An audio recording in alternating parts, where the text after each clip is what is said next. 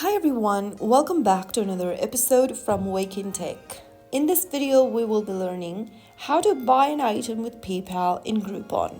To buy with PayPal in Groupon, first of all, open up the Groupon application and log into your account. And then from the home page, go ahead and select a product you'd like to order or purchase.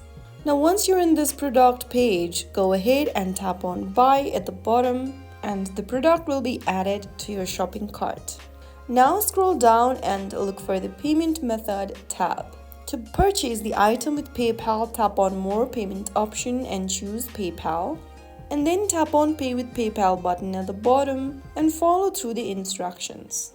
Now you'll need to go ahead and enter your PayPal account's credentials. Tap on Login right next to Have a PayPal account.